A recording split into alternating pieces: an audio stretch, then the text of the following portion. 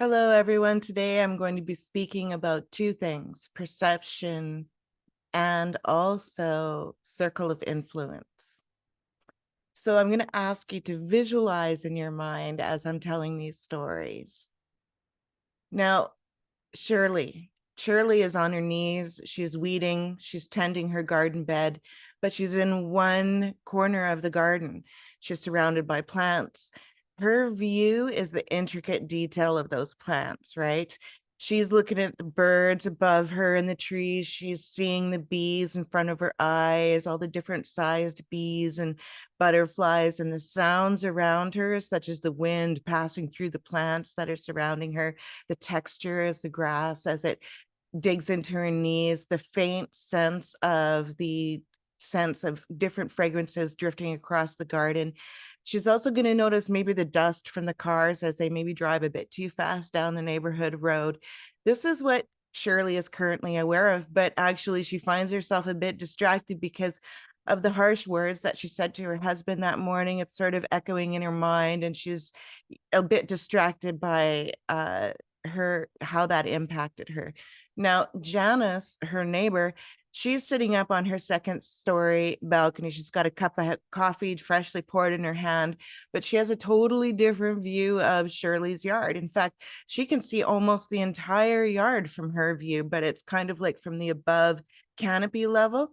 And she sees the top of the garden beds and the sunlight streaming through the trees as it refracts and gives a glow to the scene below her.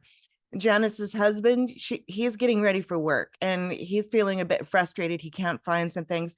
So she can only take a quick glance at that entrancing view before her before she rushes off to go help. Now, Brian across the street, he's lounging in his chair at street level on his yard, but the view before him is actually obstructed. He has fences and the thick trunks of trees and various other things that are blocking his view. So each and every one of these individuals, they're looking at the same piece of property.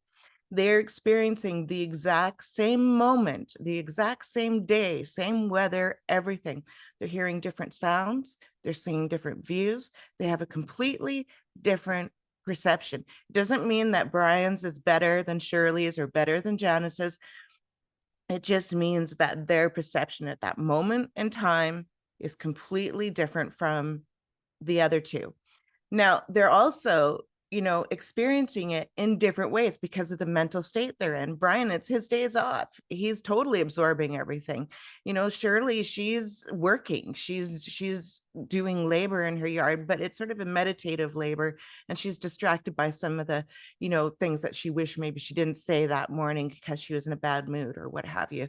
And Janice, she's in a rush because her husband needs her, but she takes a look at that scene anyway. So you see how everybody's perception, everybody's view is different from where they're looking at and what they're involved in and how what their mental state is.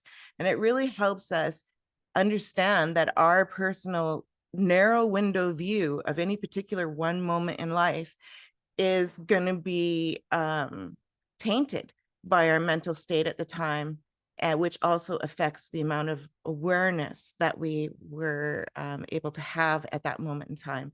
So really our view is just a tiny, tiny sliver, a tiny piece of that whole picture. Now, I want you to keep this whole idea, this whole concept of perception in mind.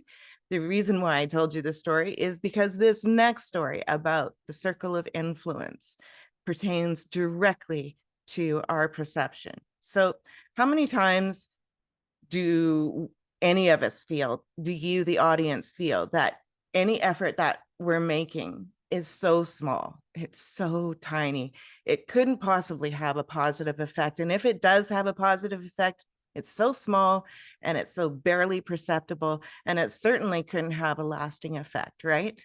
We often feel that way. We do these things because maybe they're the right thing to do, but we never really feel like, geez, it's really making a huge difference. I think we've all felt that way before. But honestly, this is our perception. Okay. So let me tell you a little bit about this elder lady. We're going to call her Mabel. Mabel was a neighbor of mine when I was very young, my early early 20s, maybe late teens. Now, I was walking by her yard frequently, often seeing her at work in her potatoes, little small potato patch that she had, and masses of flowers. And once in a while, we'd chat as I was walking by. Now, this elderly lady, Mabel, she didn't want a yard because it was too hard for her to maintain in her aging state. So she decided to convert her entire yard over to flowers and a potato patch instead. Now, Mabel's gift to the world was to take those cut flowers to the hospital, the old age home, the seniors center, and every Sunday she would take them to her church. It was her way of giving back to the world. She did sell some of those bouquets too from her yard every once in a while, but it was really casual. It wasn't a business. She just considered it every once in a while a little bonus, change to go buy some more seeds for her garden or something like that. Now, I thought this was pretty cool. And that casual acquaintance became one of the thousands and thousands of moments that helped evolve me into the person that I am today.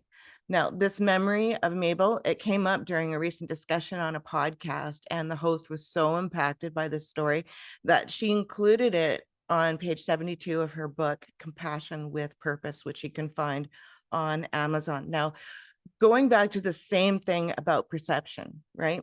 This elderly lady, this one elderly lady, Mabel, wandering around her yard, casually chatting with people that pass by, she had no idea that her casual conversations with a young neighbor would have such an effect on that girl. Maybe Mabel had no idea that the girl would refer to that memory in numerous conversations over the years. And then in a podcast interview later on, decades later, reaching how who knows how many listeners. Now, Mabel would also have been amazed to hear that her story was then shared in a book by that podcast host, reaching how many readers at that point. Mabel didn't see all of that. In fact, Mabel passed on probably decades before most of this happened.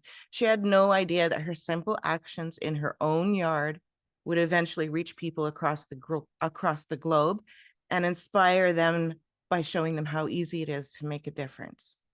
These are just some of the ripples that I saw from my experiences with Mabel. And there's no telling how many other ripples that Mabel caused in other people's lives as well. All the other people that she chatted with, all the people that knew her from her church, all the people that she was giving flowers to all those years while she was alive. Who knows how many other people that she created ripples with and had concentric ripples from there. This is just my view, my experience of the ripples that I saw from Mabel. So I think that it really shows us, these two stories really show us that our small actions really do have an impact. We think they're tiny, we think they're small, maybe they don't matter, but in fact, they really do matter. Every single moment, every choice that we make is a vote in the direction of the future for the world we want, where we want to see the world go. So whether we're at the grocery store and we're choosing to buy an organic item over a non-organic item, a locally produced or most, as close as possible to your region, opposed to something that was produced across the globe. These are choices that we can make that actually impact the future of our society. We can choose to purchase items that were packaged in recycled content materials that are also recyclable. We can choose to purchase from companies that have a sustainable ethic, that support a community event or a charity that we believe in, that invest in green advancements like solar technology or something like that. These are the kind of companies that we want to work with, and we feel good about purchasing from them. And every time we do, it has a profound impact. The ripple effect is incredible. All of these agencies, these marketing and data agencies, are watching all of those numbers. Every action we take, everything we choose to watch, every single thing, they're watching, and they're gathering all that data, and that forces all these manufacturers, all these suppliers, all these businesses to move in a certain direction. And it is our choices, our daily choices, that makes that happen. So we're not just affecting our neighbors and our current circle of friends and the small ripple effects from there, but every choice we have actually has a global effect as well. And I think it's just sometimes our perception tends to be a little bit limited. We're not able to see the big picture. How could we? And some of these effects may not even happen within our lifetime, some of these choices. For instance, you plant a tree today, you're not going to experience necessarily that tree in its full maturity 80 years later. Maybe we're not going to be alive then, but our grandchildren will, our neighbors will, these kinds of positive effects that we have across the globe. I mean, they really do matter. So keep doing what you're doing and keep making a difference and keep making those positive choices. Be conscious about the impact that you're having with every choice, every conversation, everything you watch, everything you speak about, everything we think about as well. Try to keep it on a positive level, positive, proactive, conscious, level. Thank you, everyone, for all that you do for making the world a better place.